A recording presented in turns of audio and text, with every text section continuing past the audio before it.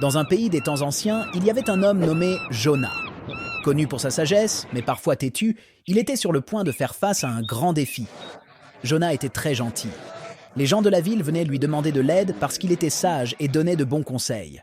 Il aimait parler à Dieu et priait beaucoup, montrant qu'il se souciait vraiment d'être bon et gentil. Un jour ensoleillé, Dieu parla à Jonas. Sœur, Jonas, tu dois aller à Ninive, une ville perdue dans le mal. Ils ne croient pas en moi et leurs mauvaises actions sont parvenues jusqu'à moi. Dans 40 jours, je détruirai Ninive, à moins que tu les changes.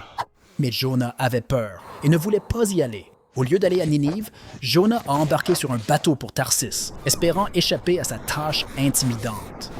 En mer, une tempête redoutable a éclaté. Les marins, terrifiés, se demandaient qui avait apporté ce malheur. Pendant ce temps, Jonas dormait sous le pont, inconscient du danger. Les marins ont tiré au sort pour trouver la cause de la tempête et le sort est tombé sur Jonas. Il a avoué « Je fuis la mission de Dieu. Jetez-moi à la mer et la tempête cessera. » À contre-cœur, les marins ont jeté Jonas dans la mer déchaînée. Miraculeusement, la tempête s'est arrêtée. Les marins étaient émerveillés et ont promis de servir le Dieu de Jonas. Dans les profondeurs, Jonas a été avalé par une énorme baleine. À l'intérieur, c'était sombre et humide, une pièce étrange.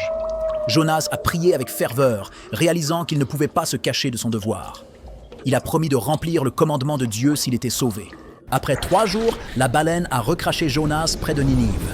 Jonas était reconnaissant et savait qu'il était temps d'accomplir sa mission. Jonas a traversé Ninive, une ville de gens qui étaient méchants et ne croyaient pas en Dieu. Il les a avertis, dans 40 jours, Ninive sera détruite à moins que vous ne changiez vos manières. Il leur a raconté toute l'histoire du navire et de la baleine. Les gens ont écouté Jonas et ont commencé à changer, se détournant de leurs mauvaises actions.